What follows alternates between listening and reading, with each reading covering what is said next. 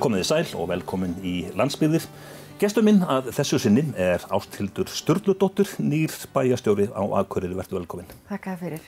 Ásthildur, þú hefur verið sveitarstjóri í Vesturbyggð í 2 kjörtímabil, 8 ár, Sjálfstæðisflokkurinn og óháðir sem að þar fóru með völdin mistu meirihlutann. Þú sóttir á Akureyri kjölfarið. Hvers vegna tókstu Akureyri út úr öllum öðrum sveitarfélögum? Akureyri hefur alla tíð heillað mig mjög mikið og ég mikil landsbyggðarmanneskja og ég sá ekki fyrir mér að flytjast á höfuðborgarsvæðið og við hjónin vorum eiginlega alveg sammála það að Akureyri yrði fyrir valinu sem næsti staður að flytjast til og þetta höfuðborgin á landsbyggðinni þannig að það var mjög einfalt val. Þú ert búin að vera í viðtölum undanfarna daga, getur við sagt minnst ákosti við sem sagt bæjarstjórn Akureyrar, meiri hlutann. Svona þú sýn sem að þú hefur fengið á starfinu, hvernig leggst það í þig? Það leggst mjög vel í mig. Viðtalsferli hefur verið mjög langt og þetta ferli hefur verið þannig að við höfum farið í gegnum mjög mikið. Og mér líst mjög vel á málefnasamningi þeirra og mér hugnast hann mjög vel og það eru markmið þar inni sem ég get vel hugsað mér að vinna eftir eða get hugsað mér að vinna eftir og ég bara mjög hrifin af því fólki sem þarna inni og ég hlakka mikið til að vinna með þeim. Þinn bakgrunnur sem við kynnumst örlítið nánar sem sagt sveitarstjóri í Vesturbyggð 8 ár og meira. Áður en að ég kom vestur á Patreksfjörð þá var ég að vinna í Háskóla Íslands og var þar í verkefnum á rektorskrifstofu, var meðal annars að stýra 100 ára afmæli skólans. Þar á undan var ég að vinna við byggingu Hörpu, tónlistar- og ráðstefnuhús og áður en ég fór í Hörpuna þá var ég að vinna hjá Samtökum sveitarfélaga á Vesturlandi og var þar í þó nokkurn tíma. Þannig að ég hef góðan bakgrunn í stjórnsýslunni og ég get eiginlega sagt að ég sé búin að vinna í sveitarstjórnarmálum í næstum því 18 ár. Í aðdraganda kosninganna á Akureyri þá var töluvert mikið talað kosti og galla þess að ráða pólitískan bæjarstjóra eða þá embættismann. Þú varst pólitískur bæjarstjóri í Vesturbyggð. Já, ég var ekki kosin. Ég hef aldrei verið í framboði. Hef hvorki verið setið á framboðslista fyrir sveitarstjórnarkosningarnar fyrir Alþingi. Þannig að ég var í raun og veru ópólitískur bæjarstjóri. Ég var ráðin... En bæjarstjóri efni? Já, ég var bæjarstjóri efni í síðustu kosningum. En þar á undan var ekki kosið, það var sjálfkjörið. En þegar ég var ráðin, þá var ég ráðin af bæði meiri og minni hluta. Og hef alla tíð litið á mig sem faglegan framkvæmdastjóra sveitarfélagsins. Sérðu einhvern mun á því svo við klárum þetta að sveitarfélag farið þessa leið að ráða bæjarstjóra eða að það sé pólitískur bæjarstjóri? Það eru náttúrulega kostir og gallar með báðum ráðningum. En þegar þú ert að ráða faglegan bæjarstjóra, í mínu tilfelli þá kem ég inn með langa reynslu í stjórnsýslu og af sveitarstjórnarmálum. Þannig ég þekki þessi mál mjög vel og get gengið inn í starfið. Og ég held að sumpart þá getur maður reynt að ná að vinna með öllum og reyni að vinna að hagsmunum samfélagsins eins best og maður getur hverju sinni. Þú ert í Sjálfstæðisflokknum, áhrifamanneskja innan flokksins, situr í miðstjórn til dæmis. Sjálfstæðisflokkurinn hérna á Akureyri, hann í minnihluta. Einhver kynni nú að segja að þetta væri svolítið svona töff ráðning. Já, kannski. Höfum við ekki öll talað fyrir því að það þurfi meira samtal á milli vinstri og hægri og milli flokka. Að sjálfsögðu með þessu þá gengi ég úr miðstjórn því ég sit í miðstjórn í krafti þess að vera formaður kjördæmis Sjálfstæðismanna í Norðvesturkjördæmi. Þannig að þá leið og ég flytt hægra megin á landinu þá fer ég úr þeirri stöðu. En jú, það ekki? Þetta ekki bara heilbrigðismerki það að við séum að hugsa hæfileika fólks og faglegheit í staðan fyrir flokkskírteini. Ég held að það sé kannski höfuðatriði.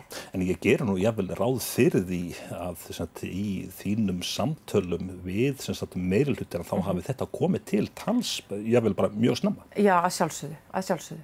En ég hef alla tíð sagt að ég hafi ekki áhuga á því að vera í framboði fyrir hvorki til Alþingis né til sveitarstjórna. Og ég hefði verið löngu farin í framboð hefði það verið inn á mínu áhugasviði. Og sérstaklega í kjördæmi það sem ég þekki hvern einasta haus, eins og í Norðvesturkjördæmi. En það ekki á dagskrá hjá mér. Einhver munur, og það væntanlega talsverður munur á landsmála, pólitík og svo bæjarmála eða sveitarstjórnarpólitík? Já, það stór munur þar á og það nú bara þannig að hugmyndafræði kannski ekki mjög skýr í sveitarstjórnarmálum. Við erum alltaf öll að horfa og hugsa hagsmuni samfélagsins, frekar en kannski hugmyndafræðilega línur. Ég myndi nú halda það að ef við færum í djúpa hugmyndafræðilega pælingar þá væri öll þjónustu sveitarfélaga mjög vinstri sinnuð, en við viljum öll hafa mikla þjónustu og góða þjónustu við fólkið. Tölum aðeins byggðamál. Þú talaðir áðan að Akureyri væri höfuðstaður landsbyggðanna. Þú þekkir það mjög vel að vestan að Ísafjörður sé höfuðstaður fyrir vestan. Já. Þú ert að fara að verða framkvæmdastjóri í höfuðstaðnum. Já. Hlutverk þá höfuðstaðarins? Hlutverk höfuðstaðarins náttúrulega að vera borgin á landsbyggðinni og vera leiðandi afl fyrir landsbyggðirnar og vera, ég ætla ekki að segja mótvægi, en vera samt sem áður samhliða höfuðborgarsvæðinu.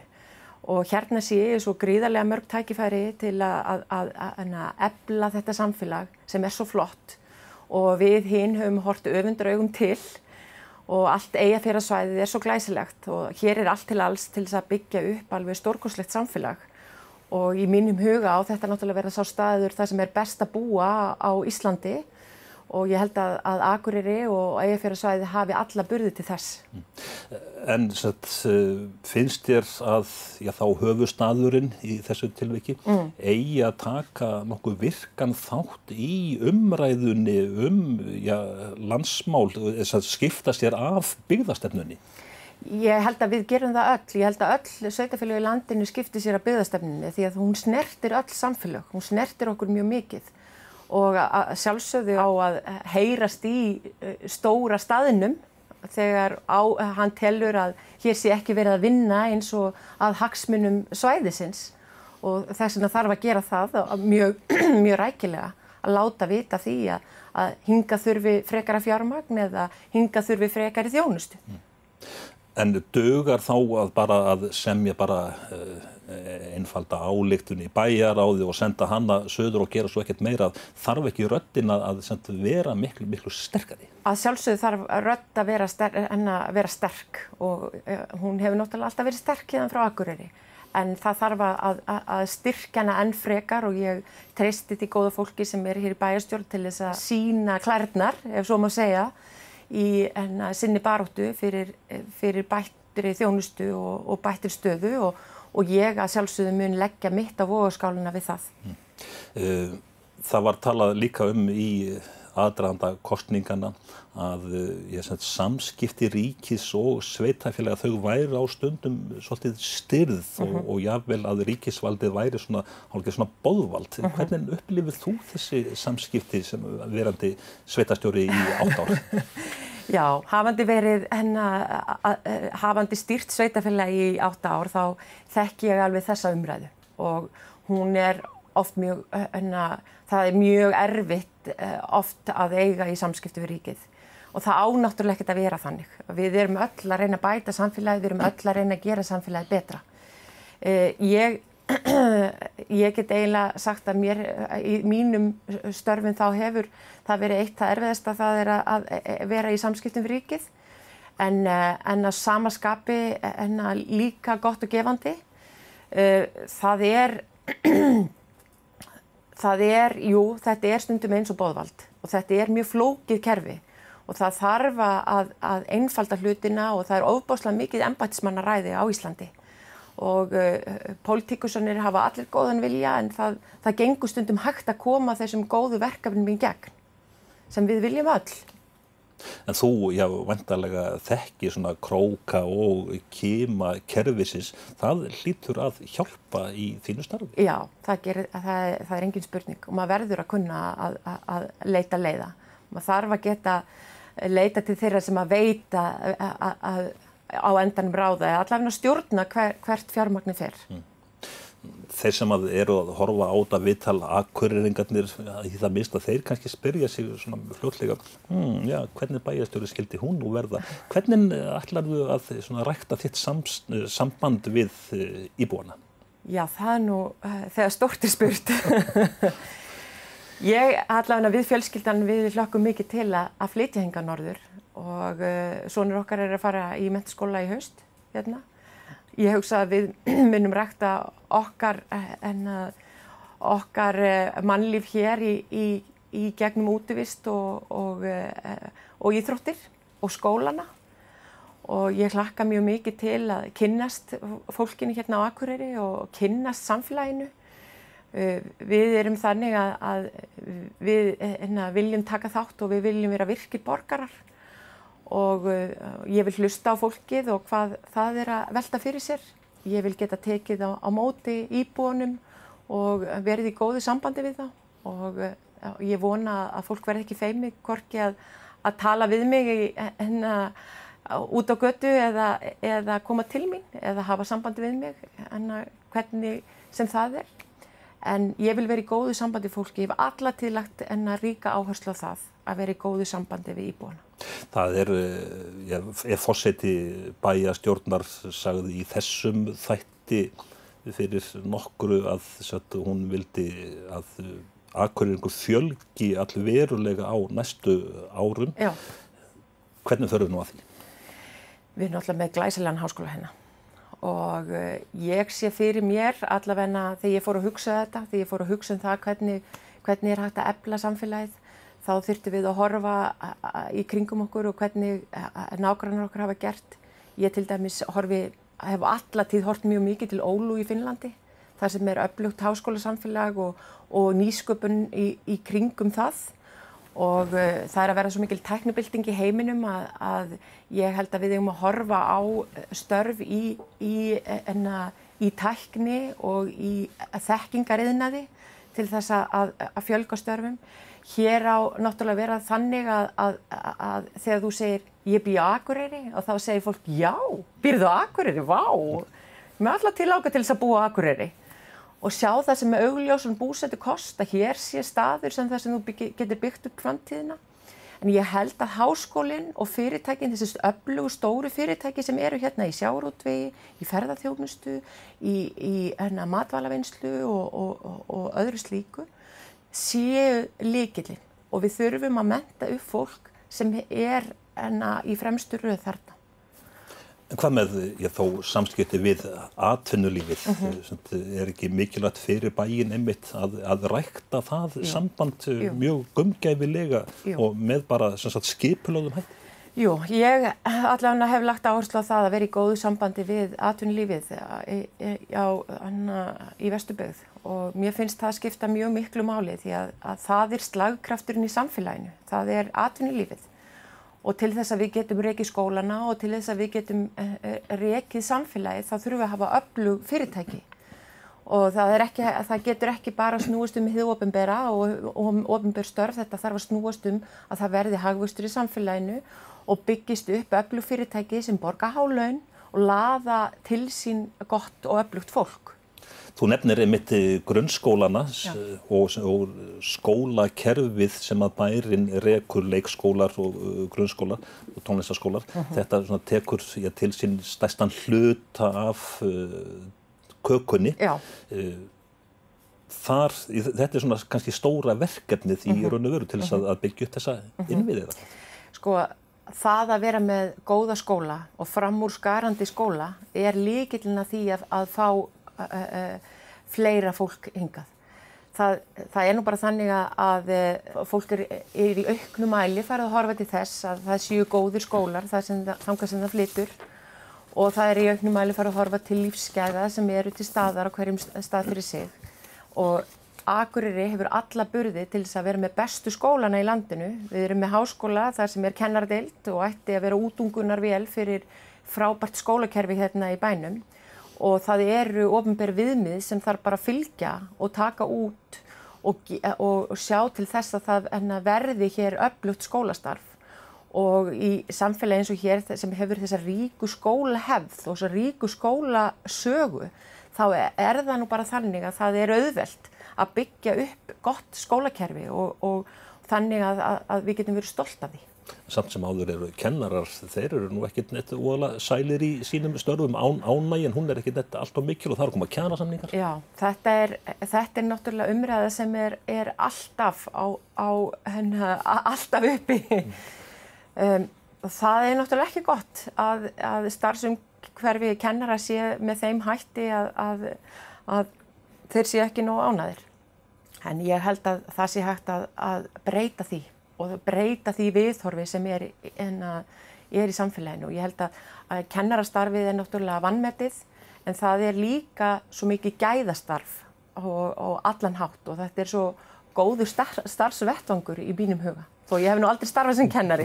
En ef ég man rétt svona í aðdraganda kosningana þá töluðu, ég minnst átti meirihlutarflokkarnir hvernig ætti að leysa þetta að gera starfsumhverfið einhvern veginn þægilegra, hvað sem að felst nú í því. En sveitarfélögin ekki svolítið bundin, þeir eru samfloti í kjarasamningum og svona Þau eru það að sjálfsögðu, en ég held að það sé hægt að gera mjög margt inn í skólanum sem þó þannig að það sé hægt að bæta umhverfi kennarana. Og ég held að það sé allir tilbúin til þess að vinna með ákveðna lausnir til þess að gera það. Hvað? Ekki endilega svör við því, en ég held að það sé eitthvað sem úrlausnarefni núna næstu ára. Þú þekkir ágætlega til sameiningu sveitarfélaga, Vesturbyggð svona sameinað sveitarfélag. Í Eyjafirði þá blossar alltaf upp af og til þessi umræða að sameina. Hvað segir þú? Sameiningu sveitarfélaga? Í Eyjafirði. Í Eyjafirði? Heit kartafla. Sko, á sunnanverðum Vestfjörðum hefur ekki verið hægt að sameina sveitarfélögin Vesturbyggð og Tálknafjarðarhrepp og því miður. Og ég held að menn verði að sjá að það alltaf öflugri eining og betri að stækka hana. Það þarf hins vegar að vanda gríðarlega til sameiningana og ég held að það sé hægt að læra svo margt og mikið af þeim sameiningum sem hafa verið hérna í kringum landið síðastliðna áratugi. Og ég held bara að stór eining, stór öflugur Eyjafjörður sé þarna án þess að ég ætli að vera með einhverjar skoðanir á því, þá held ég bara almennt, þá eru stærri einingar betri. Og það hefur náttúrulega verið eitthvað sem við höfum verið að horfa til dæmis á Vestfjörðum, það hefur verið unnið með það á Snæfellsnesi líka. Litlu sveitarfélögin, þau segja gjarnan að sá stóri éti upp þau minni. Já. Það töluvert kúnstur að sameina. Já, það mjög mikil kúnst og ég held að það séu alltaf kostur og gallar. Það líka alltaf bæði aðilar sem sjá alla kostina og sjá alla gallana. En ég held að það sé hægt að læra mjög margt af því sem hefur verið gert, til dæmis af sameiningunni í Fjarðabyggð sem núna eitt öflugasta sveitarfélag í landinu og eitt glæsilegasta sveitarfélag landsins. Og svo þarf náttúrulega líka að huga því að hafa byggðastefnu innan sveitarfélagsins. Við getum ekki bara að tala það að ríkið eigi að hafa byggðastefnu, við þurfum líka að reka ákveðna byggðastefnu innan samfélagsins sjálfs. Þannig að allir hlutarnir ná að blómstra, bæði það litla og það stóra. En það þá ekki einmitt höfuðstaðurinn, höfuðborgin sem ætti að vera fyrst að setja sína byggðastefnu? Jú, það nú, það ætti að vera þannig. Höfuðborgin ætti að sjálfsögðu að vera með byggðastefnu fyrir sig og samfélagi. Tökum aðra heita kartöflu upp úr pottinum, laxeldi og fiskeldi. Þú þekkir það vel hvernig hversu mikil innspýting laxeldið fyrir vestan. Í Eyjafirði þá uppi hugmyndir svona fiskeldi. einmitt. Fiskeldið hefur haft náttúrulega gríðarlega mikil áhrif á sunnanverðum Vestfjörðum og hefur breytt öllu í samfélaginu þar. En þá ekki þar með sagt að það sé lausnin allstaðar á landinu og ég held að sjálfsögðu þarf að fara varlega og fylgja okkar bestu fræðimönnum þegar kemur að því. Og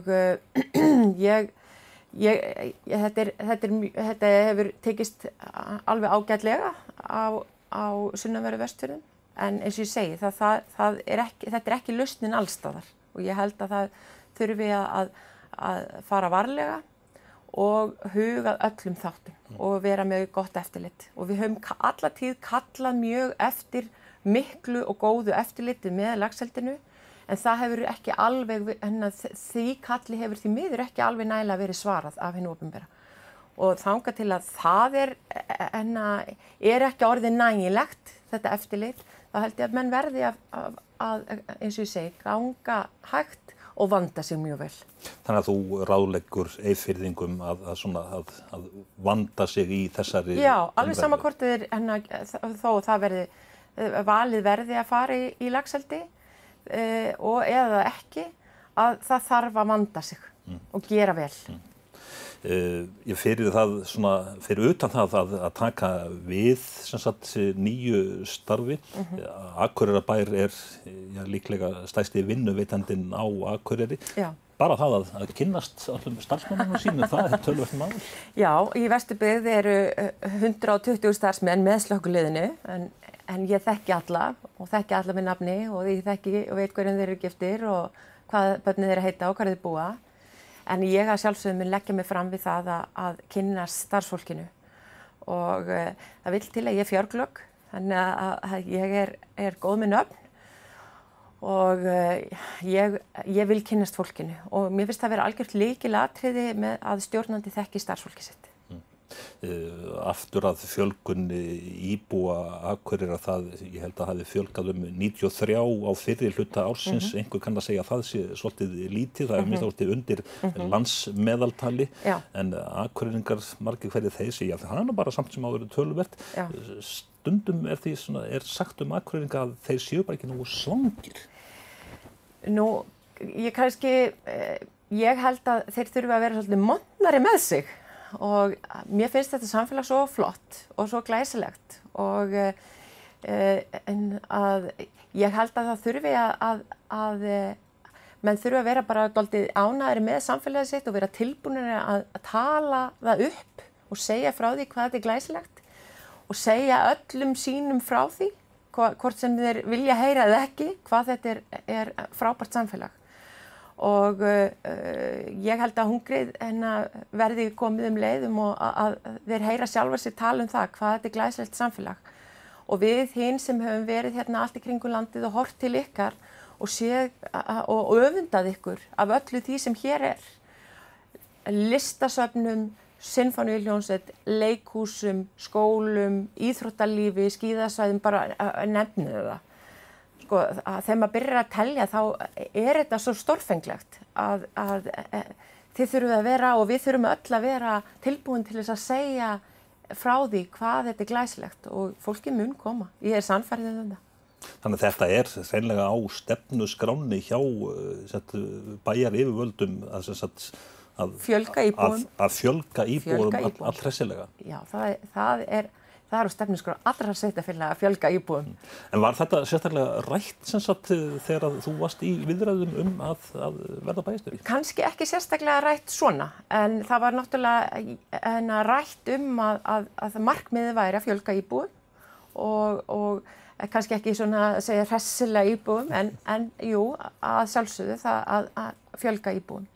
Við erum búin að vera í nokkurs konar svótgreiningu á Akureyri, en við höfum gleymt allan ekki tala mikið óvið, ógnanir.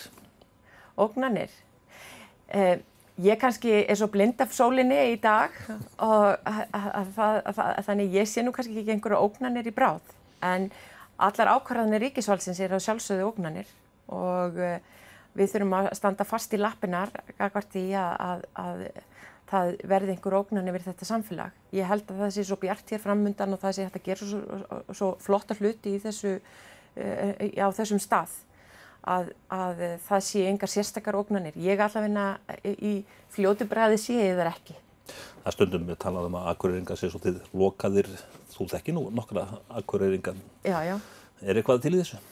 Nei, það finnst mér ekki.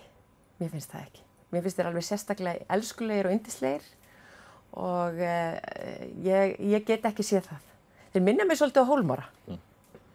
Já, það er sem er kostur. Danskir bæir. Já, sem er mjög mikill kostur. Já. En svona stóru ákvarðanirnar sem að þú stendur frammi fyrir og þín fjölskylda sem að Káa eða Þór. Þetta er stórt mál á heimilinu. Það hefur ekki verið leyst ennþá. Ekki verið leyst ennþá. Nei, en þetta getur verið pólitískt. Já, er það? Jú, er það ekki? Íþróttapólitíkin er líka, hún er líka erfið. Já. Svo eru Akureyringar, þeir tala í áttum. Ertu búin að ná áttum hérna? Já, ég held ég sé búin að ná áttum. Þetta tekur allt smá tíma, en jú, ég held ég sé að ná áttum. Vestfirðingar, Patreksfirðingar, þeir tala líka í áttum. Þín fyrstu verk fyrir utan að heilsa nýju starfsfólki, hvaða verk, stóru verkefni bíða þín? Stóru verkefni, fyrir utan það að fara að finna mér hús. Það er að sjálfsögðu að fara og aðstoða bæjarstjórnina við að vinna að málefnum flugvallarins. Það er að sjálfsögðu að ræða raforkumálin sem lítur að vera stórt atriði fyrir uppbyggingu atvinnulífs hér á Eyjafjarðarsvæðinu.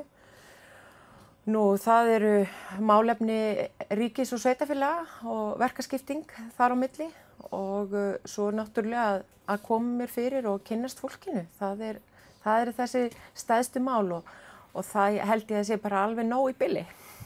Og tala í áttum. Og tala í áttum, já. Ásthildur Sturludóttir, nýr bæjarstjóri á Akureyri. Þakka þér fyrir komuna og farnist þér vel. Takk fyrir kærlega.